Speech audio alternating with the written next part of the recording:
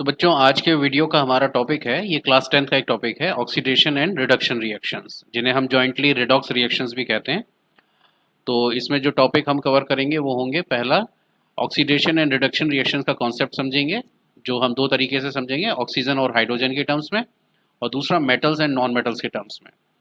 Secondly बहुत सारे examples के जरिए इस कॉन्सेप्ट को हम समझने की कोशिश करेंगे। थर्डली हम बात करेंगे कि ऑक्सीडेशन का हमारी रोज़मर्रा की लाइफ में क्या असर पड़ता है, जिसमें हम कोरोजन और रेंसिडिटी को कवर करेंगे, और लास्ट में रेंसिडिटी से हम कैसे बच सकते हैं, रेंसिडिटी को हम कैसे स्लो कर सकते हैं, ये हम डिस्कस करेंगे, इसके उपाय जानेंगे। तो चलिए वीडियो शुरू करते हैं।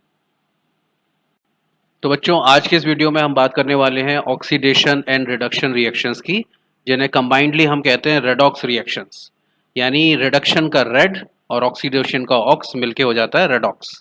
तो रेडॉक्स रिएक्शंस की आज बात कर रहे हैं। तो ऑक्सीडेशन क्या होता है? ऑक्सीडेशन को हम दो तरीके से समझ सकते हैं कि अगर किसी सब्सटेंस में ऑक्सीजन ऐड होती है तो उसे हम कहते हैं ऑक्सीडेशन, या दूसरी तरीके से हम कह सकते हैं कि हाइड्रोजन अगर रिमूव होती है किसी सब्सटेंस से तो उसे हम ऑक्सीडेशन रिएक्शन कहते हैं। यानी किसी सब्सटेंस में ऑक्सीजन का ऐड होना या हाइड्रोजन का रिमूव होना ऑक्सीडेशन कहलाता है। ऐसे ही रिडक्शन क्या होता है? किसी सब्सटेंस में हाइड्रोजन का ऐड होना या ऑक्सीजन का रिमूव होना रिडक्शन कहलाता है। ऐसे ही ऑक्सीडाइजिंग एजेंट होते हैं और रिड्यूसिंग एजेंट होते हैं। ऑक्सीडाइजिंग एजेंट क्या होते हैं? तो जो सब्सटेंस ऑक्सीडेशन के लिए अपनी ऑक्सीजन दे देता है उसे ऑक्सीडाइजिंग एजेंट कहते हैं, या जो सब्सटेंस हाइड्रोजन रिमूव कर देता है उसे हम ऑक्सीडाइजिंग एजेंट कहते हैं। ऐसे ही रिड्यूसिंग एजेंट होता है, यानी वो सब्सटेंस जो अपनी हाइड्रोजन दे देता है रिडक्शन के लिए, या जो सब्सटेंस दूसरे की ऑक्सीजन रिमूव कर देता है उसको हम रिड्यूसिंग एजेंट कहते हैं।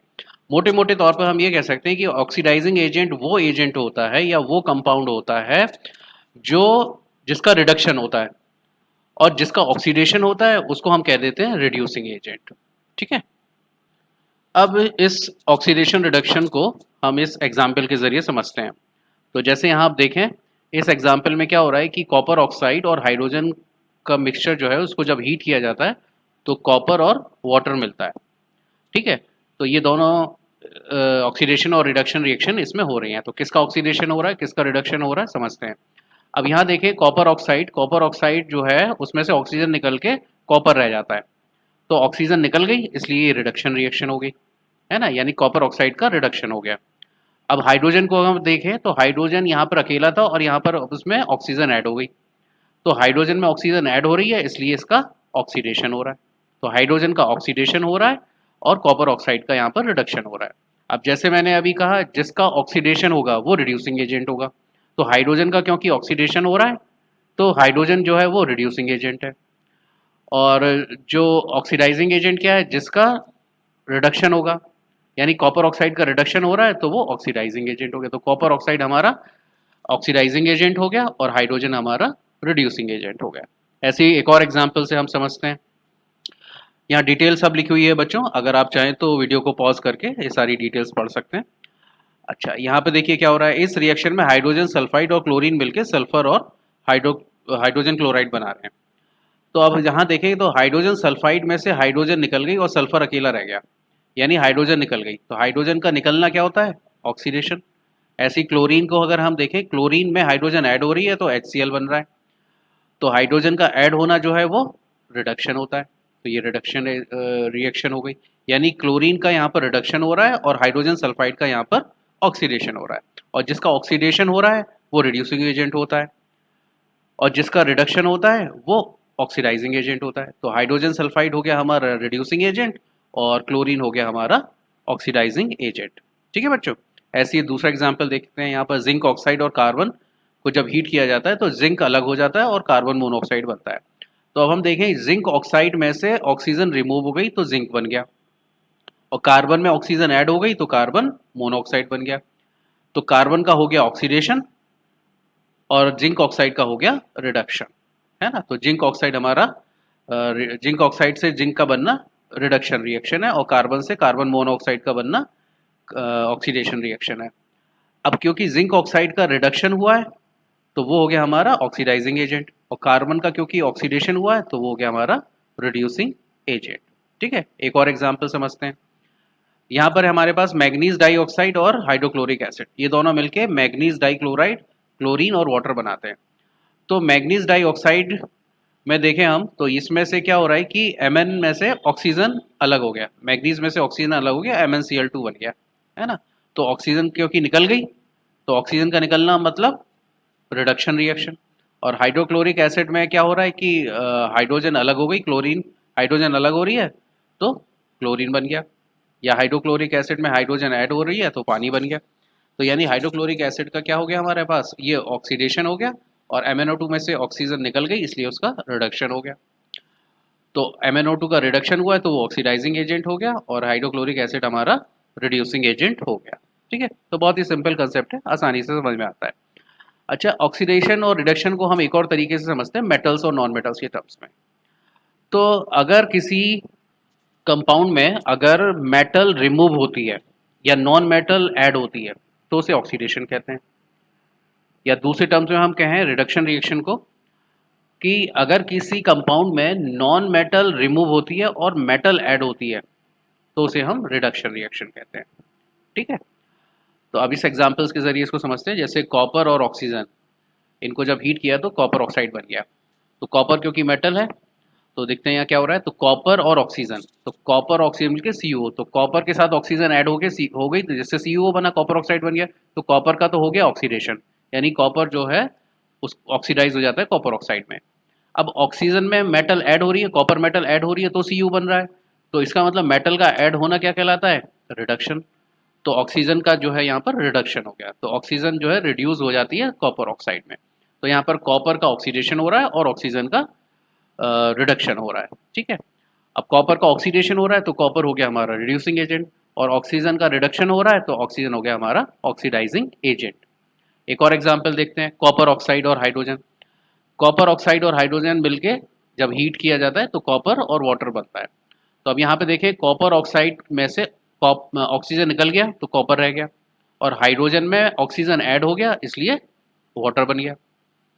तो कॉपर ऑक्साइड में क्योंकि कॉपर ऑक्सीजन निकल गया है तो ये हो गई रिडक्शन रिएक्शन, और हाइड्रोजन में ऑक्सीजन ऐड हो गया इसलिए ये हो गया ऑक्सीडेशन रिएक्शन। तो कॉपर ऑक्साइड का जो हो रहा है रिडक्शन हो रहा है और हाइड्रोजन का ऑक्सीडेशन हो रहा है। तो कॉपर ऑक्साइड हो गया हमारा reducing agent, sorry copper oxide हो गया हमारा ऑक्सीडाइजिंग एजेंट, और जो हाइड्रोजन हो गया वो हो गया हमारा रिड्यूसिंग एजेंट, है ना, क्योंकि इसका हाइड्रोजन का ऑक्सीडेशन हो रहा है। ऐसी दूसरी रिएक्शन है, मैग्नीशियम और ऑक्सीजन मिलके मैग्नीशियम ऑक्साइड बना रहे हैं, तो मैग्नीशियम मेटल है, तो मैग्नीशियम में ऑक्सीजन ऐड हुई तो MgO बना, तो ये हो गया हमारा ऑक्सीडेशन, और ऑक्सीजन में मेटल ऐड हुई है इसलिए हो गया इसका रिडक्शन। तो मैग्नीशियम का हुआ है ऑक्सीडेशन तो वो रिड्यूसिंग एजेंट हो गया, ऑक्सीजन का हुआ है रिडक्शन तो वो हो गया ऑक्सीडाइजिंग एजेंट। अब देखिए नेक्स्ट रिएक्शन है SO2, यानी कि सल्फर डाइऑक्साइड और हाइड्रोजन सल्फाइड मिलके वाटर और सल्फर बनाते हैं। तो सल्फर डाइऑक्साइड में से क्या हो रहा है कि ऑक्सीजन रिमूव हो रही है और सल्फर बन रहा है ना, तो ऑक्सीजन रिमूव हो रही है तो ये हो गया हमारा रिडक्शन रिएक्शन। और हाइड्रोजन सल्फाइड में क्या हो रहा है कि ऑक्सीजन ऐड हो रही है तो ये हो गया हमारा ऑक्सीडेशन रिएक्शन, यानी हाइड्रोजन सल्फाइड का ऑक्सीडेशन हो रहा है तो वो रिड्यूसिंग एजेंट हो गया, और सल्फर डाइऑक्साइड का रिडक्शन हो रहा है तो वो हो गया हमारा ऑक्सीडाइजिंग एजेंट। ऐसे ही नेक्स्ट रिएक्शन है हाइड्रोजन सल्फाइड और आयोडीन मिलके हाइड्रोजन आयोडाइड और सल्फर बनाते हैं। तो H2S में से हाइड्रोजन निकल गई और सल्फर बन रहा है, तो हाइड्रोजन का निकलना क्योंकि ऑक्सीडेशन होता है ना, हाइड्रोजन का निकलना ऑक्सीडेशन है, तो हाइड्रोजन सल्फाइड जो है वो ऑक्सीडाइज हो रहा है, उसका ऑक्सीडेशन हो रहा है। और आयोडीन में क्या हो रहा है कि आयोडीन जो है वो हाइड्रोजन ऐड हो रहा है, और हाइड्रोजन का ऐड होना क्या होता है, रिडक्शन, तो आयोडीन का क्या हो गया, रिडक्शन हो गया। तो आयोडीन का रिडक्शन हो रहा है इसलिए वो ऑक्सीडाइजिंग एजेंट है, और जो हाइड्रोजन सल्फाइड है उसका ऑक्सीडेशन हो रहा है तो वो रिड्यूसिंग एजेंट है। ऐसे ही देखिए सोडियम और ऑक्सीजन मिलके Na2O बना रहे हैं, यानी सोडियम ऑक्साइड बना रहे हैं, है ना। तो सोडियम में ऑक्सीजन ऐड हो गई, तो वो तो ऑक्सीडेशन हो गया, यानी सोडियम का ऑक्सीडेशन हो गया, और ऑक्सीजन में मेटल ऐड हो गई तो वो रिडक्शन हो गया, क्योंकि मेटल के ऐड होने को रिडक्शन कहते हैं हम।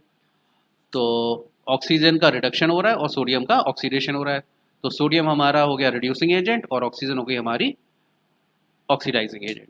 ऐसी नेक्स्ट रिएक्शन लेड ऑक्साइड और कार्बन मिलके बनाते हैं लेड और कार्बन डाइऑक्साइड। तो लेड ऑक्साइड में से आप देख रहे हैं कि ऑक्सीजन रिमूव हो गई तो लेड बन रहा है, तो PbO में से ऑक्सीजन निकल गई है, तो ऑक्सीजन का निकलना मतलब रिडक्शन रिएक्शन। तो लेड ऑक्साइड का रिडक्शन हो रहा है यानी कि वो रिड्यूस ऑक्सीडाइजिंग एजेंट है, और कार्बन में ऑक्सीजन ऐड हो रही है तो CO2 बन रहा है, तो इसका मतलब ये एक ऑक्सीडाइजिंग रिएक्शन है, और जिस कार्बन का ऑक्सीडेशन हो रहा है यानी कि वो रिड्यूसिंग एजेंट हो गया।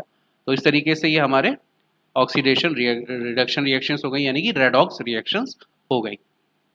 तो अब बात करते हैं बच्चों ऑक्सीडेशन रिएक्शंस का हमारी रोज़मर्रा की लाइफ में क्या इफेक्ट पड़ता है।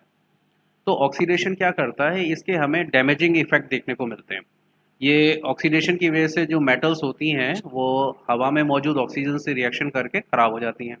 ऐसे ही जो हमारे खाने के आइटम्स होते हैं, खाने पीने के आइटम्स होते हैं, वो अगर हम बाहर खुले हुए छोड़ दें तो वो जल्दी ख़राब हो जाते हैं यानी कि वो बेकार हो जाते हैं, खाने लायक नहीं रहते। तो ये सब चीज़ हमें डैमेजिंग इफेक्ट देखने को मिलते हैं। तो जब मेटल्स का जो ख़राब होना होता है उसको हम कहते हैं कोरोजन, और जो फूड आइटम्स का ख़राब होना होता है उसे हम कह देते हैं रेंसिडिटी, है ना। तो ये कोरोजन और रेंसिडिटी हमें अपनी रोज़मर्रा की लाइफ में देखने को मिलते हैं ऑक्सीडेशन की वजह से। कोरोजन क्या होता है, कोरोजन में क्या होता है कि जो मेटल्स होती हैं वो हवा में मौजूद ऑक्सीजन के साथ रिएक्शन कर लेती हैं, और जो मेटल होती है वो कमज़ोर होती चली जाती है, बेकार हो जाती है। उस पर क्या होता है कि एक ब्राउन कलर की लेयर जम जाती है जो कि रस्ट होती है, इसी को हम कहते हैं रस्टिंग ऑफ आयरन। तो जो मेटल है वो ख़राब हो जाती है। जैसे यूजुअली हमने कूलर बॉडीज़ में देखने को मिलता है कि कूलर की जो लोहे की बॉडी होती है वो ऑक्सीडेशन की वजह से ख़राब हो जाती है, उस पर जंग लग जाती है, बेकार हो जाता है, और कुछ ही सालों में कूलर की जो बॉडी है वो इतनी बेकार हो जाती है कि उसको फिर हमें हटाना ही पड़ता है क्योंकि वो सही नहीं हो पाती। तो कूलर बिल्कुल बेकार हो जाता है, चेंज करना होता है। तो इसको हम कह देते हैं कोरोजन, है ना, या रस्टिंग ऑफ आयरन। तो रिएक्शन होती है इसमें, रिएक्शन ये होती है कि जो आयरन है वो ऑक्सीजन के साथ रिएक्शन करता है, ऑक्सीजन के साथ और वाटर के साथ, और मिलके बनाता है हाइड्रेटेड आयरन ऑक्साइड यानी कि रस्ट। तो ये रस्ट का फॉर्मूला है Fe2O3.XS2O। अब यहाँ पे X जो है वो वाटर मॉलिक्यूल्स हैं, क्योंकि वाटर मॉलिक्यूल्स कितने भी हो सकते हैं तो उसको X से रिप्रेजेंट किया गया है। तो XS2O मतलब कि वाटर के जो मॉलिक्यूल्स हैं वो X है, वो कितने भी हो सकते हैं, कितने हो सकते हैं उसकी कोई फिक्स नंबर नहीं होता, ठीक है। तो ये जो रिएक्शन है ये रेडॉक्स रिएक्शन है, क्योंकि यहाँ पर आयरन में ऑक्सीजन ऐड हो गई तो उसका ऑक्सीडेशन हो गया, और ऑक्सीजन में आयरन ऐड हो रहा है इसलिए उसका रिडक्शन हो गया। तो ऑक्सीजन का रिडक्शन हो रहा है और आयरन का ऑक्सीडेशन हो रहा है, तो ये रेडॉक्स रिएक्शन कहलाता है, ठीक है। अब हर क्या होता है कि ये जो कोरोजन की वजह से जो सामान खराब हो जाता है, जो आयरन या स्टील का जो सामान होता है वो खराब हो जाता है, तो उसको फिर उसकी मेंटेनेंस पे काफ़ी खर्च करना होता है, और अल्टीमेटली वो बिल्कुल बेकार हो जाता है, तो उसको चेंज भी करना होता है, तो काफ़ी सारा खर्चा होता है। तो कोरोजन की वजह से काफ़ी नुकसान उठाना पड़ता है और काफ़ी पैसा इस पर खर्च भी करना होता है। तो पेंट या वार्निश के ज़रिए कोरोजन को कम किया जा सकता है, लेकिन पूरी तरह ख़त्म नहीं किया जा सकता, धीरे धीरे फिर भी बॉडी ख़राब होती ही है ना। दूसरी चीज़ होती है रेंसिडिटी, यानी कि विकृत गंधता, यानी कि जो खाना पीने का आइटम्स होता है वो उसमें स्मेल आ जाती है, बदबू आ जाती है, और फिर वो खाने लायक नहीं रहता, और उसको फिर भी अगर खाते हैं तो उससे फूड पॉइजनिंग हो जाती है, बीमारी हो जाती है, तो उस खाने को हमें फेंकना ही पड़ता है, वो किसी के खाने लायक नहीं रहता। तो ऑक्सीडेशन की वजह से ये जो फूड आइटम्स होते हैं जिनमें फैट या ऑयल होता है वो ख़राब हो जाते हैं, ठीक, तो वो बेकार हो जाते हैं, तो इसी को हम कहते हैं रेंसिडिटी। तो अब सवाल उठता है कि ये जो रेंसिडिटी है उसको कम कैसे किया जा सकता है। तो रेंसिडिटी को कम करने का उपाय होते हैं कुछ, तो कुछ उपायों के ज़रिए हम रेंसिडिटी को स्लो कर सकते हैं। क्या उपाय हैं? तो पहला उपाय ये है कि कुछ एंटीऑक्सीडेंट्स मिला दिए जाएं। तो जो फूड आइटम्स हैं उनमें एंटीऑक्सीडेंट यानी कि ऑक्सीडेशन हो ही ना पाए, तो कुछ एंटीऑक्सीडेंट्स होते हैं जिसमें BHA और BHT मेन है। BHA होता है ब्यूटाइलेटेड हाइड्रोक्सी एनिसोल, और BHT होता है ब्यूटाइलेटेड हाइड्रोक्सी टोलुइन। तो ये कुछ ऐसे एंटीऑक्सीडेंट्स हैं जो फूड आइटम्स के साथ मिला दिए जाते हैं, तो उनका ऑक्सीडेशन स्लो हो जाता है, फिर उनके ख़राब होने की जो रफ्तार है वो स्लो हो जाती है। तो जो कंपनीज फूड आइटम्स बेचती हैं तो वो क्या करती है कि अपने फूड पैकेट्स में इन ऑक्सीडेंट्स एंटीऑक्सीडेंट्स को मिला देती हैं, जिससे फूड आइटम्स जो है जल्दी ख़राब नहीं होते, उनकी लाइफ बढ़ जाती है, खाने पीने का जो ड्यूरेशन है वो लंबे समय तक उन्हें खाया जा सकता है। दूसरा उपाय ये है बच्चों की जो रेंसिडिटी है जिनमें, तो उसको कैसे स्लो किया जाए, तो उसके लिए क्या करते हैं, जो फूड आइटम्स है जिनमें ऑयल या फैट होता है उनमें नाइट्रोजन गैस भर दी जाती है, उनके पैकेट्स में नाइट्रोजन गैस भर दो। तो जैसे हमारे पास ये जो पोटैटो चिप्स हमें मार्केट में मिलते हैं, पोटैटो चिप्स में ये जो पैकेट होते हैं इनमें नाइट्रोजन गैस भरी होती है। अब क्योंकि नाइट्रोजन गैस जो होती है वो अनरिएक्टिव गैस होती है, रिएक्शन नहीं करती है, तो उसकी वजह से जो पोटैटो चिप्स होते हैं वो उनका ऑक्सीडेशन नहीं होता है, और जब उनका ऑक्सीडेशन नहीं होता तो खराब नहीं होते तो काफ़ी लंबे टाइम तक उनको खाया जा सकता है। तो उसमें नाइट्रोजन गैस भर देते हैं और वो काफ़ी लंबे टाइम तक चलते हैं, उसमें ऑक्सीजन नहीं होती है, ऑक्सीजन को हटा दिया था, नाइट्रोजन भर दी जाती है, तो ये चलते हैं काफ़ी लंबे टाइम तक, है ना। अच्छा, तो तीसरा उपाय ये है बच्चों कि जो हमारे फूड आइटम्स हैं उनको हम रेफ्रिजरेटर में रखते हैं, यानी कि टेम्परेचर जहाँ कम हो ऐसी जगह पे रखते हैं। तो टेम्परेचर कम करने पर जो ऑक्सीडेशन है उसकी रफ्तार स्लो हो जाती है। चौथा उपाय ये है कि उनको फूड आइटम्स को एयर टाइट कंटेनर्स में रखते हैं। तो एयर टाइट कंटेनर्स में क्योंकि ऑक्सीजन की जो मात्रा है वो काफ़ी फिक्स क्वांटिटी में रह जाती है, तो ज़्यादा ऑक्सीडेशन हो नहीं पाता, तो फूड आइटम्स लंबे टाइम तक रखते हैं, तो एयर टाइट कंटेनर से बचाया जा सकता है। तीसरा उपाय ये है कि लाइट से दूर रखना है। लाइट भी क्या करती है कि ऑक्सीडेशन की रफ्तार को बढ़ाती है। तो ऐसे जो हमारे फूड आइटम्स हैं उनको हमें रोशनी में नहीं रखना चाहिए, अंधेरे में रखना चाहिए, जिससे उनका ऑक्सीडेशन की रफ्तार स्लो हो जाए और लंबे टाइम तक हम उनको खा सकें। ठीक है बच्चों, तो इस तरीके से ये टॉपिक हमारा कंप्लीट होता है, रेडॉक्स रिएक्शंस, और किस तरीके से ऑक्सीडेशन की जो रफ्तार है उसको स्लो किया जा सकता है और रेंसिडिटी को रोका जा सकता है, यानी कि कुछ स्लो कर दिया जा सकता है। तो इस तरीके से टॉपिक कंप्लीट होता है। अगले वीडियो में मिलेंगे हम एक नए टॉपिक के साथ।